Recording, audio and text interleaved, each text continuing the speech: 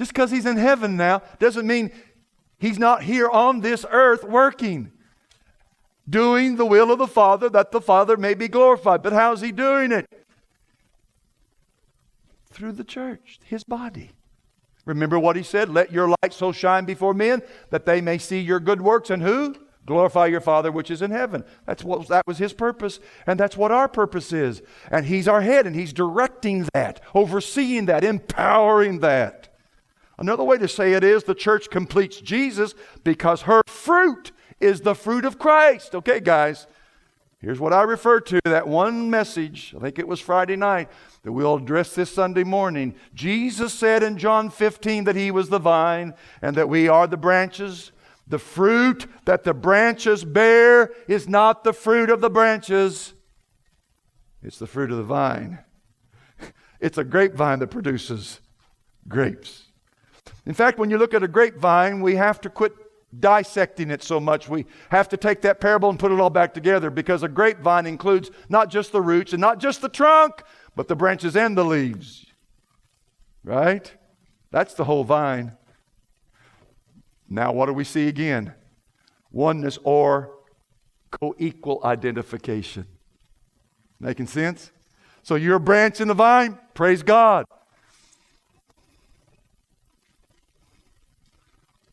But that branch is the vine, just like the trunk is the vine. So the fruit that's produced through you is not your fruit. It's Jesus' fruit. That's why it's called the fruit of the Spirit, not the fruit of the Christian. And Jesus went on to say, listen, the branch cannot bear fruit by itself. It's got to be doing what? Resting in the vine, faith in the vine. But now listen carefully. Don't think I'm a heretic. I hope nobody has any rocks.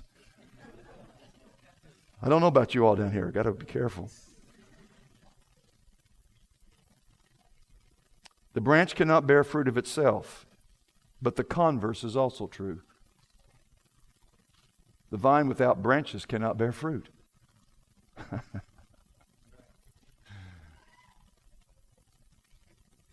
Without branches to bear the fruit, what fruit would the vine have? Therefore, the life of Christ is to work in us that His life might bear the fruit.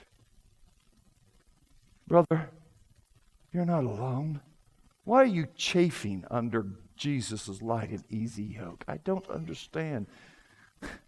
It's not your fruit. He's not asking you to go out here and work hard and produce all this fruit. He's saying, just hang with me, remain with me, trust in me, and I'll bear the fruit through you. That's why He said, come unto me, you who are labor and heavy laden. I'll give you rest. I'm going to tell you something. When I'm doing the will of God, I get energized. Now, my body may sometimes even get tired. Somebody asked me the other night, aren't you tired? It was one of the preachers. He said, man, after I preach, I'm exhausted and drained. You're ready to go again. Yeah, when you do it in the strength and the power of God, it's energizing. The body can be actually fatigued, but there's an energy there. I don't know how to explain it. I don't know how to explain it. All I know is there's life. And there's power. But it's not mine. And the fruit, the success, the results are not mine either. I told someone yesterday they were just really profuse in their thankfulness, and I'm thankful, but I said, wait a minute, stop. We've got to remember that this is not a man. If this what is true about you has happened to you, you got to remember that's a supernatural thing. I don't have the power to tweak your heart, to tool around in there and try to reconfigure things, but He can. It's amazing when I get to heaven and He's going to receive me and reward me. Do you realize I'm going to get the credit for what He did?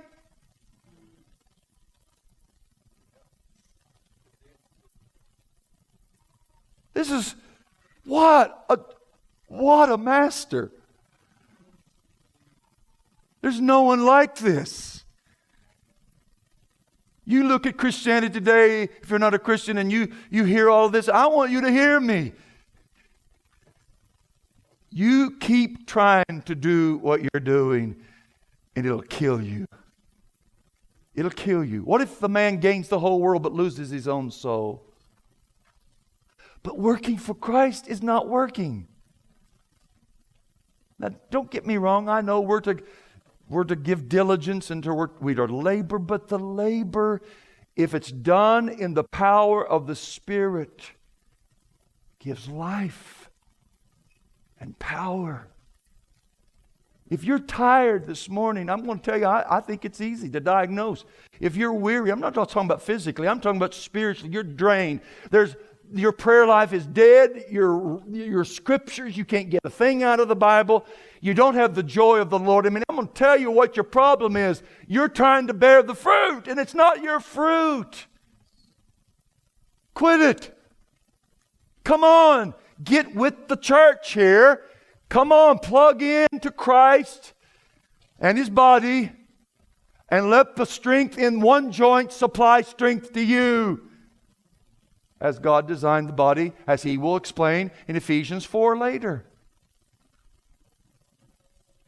The world cannot know Jesus apart from us, friend.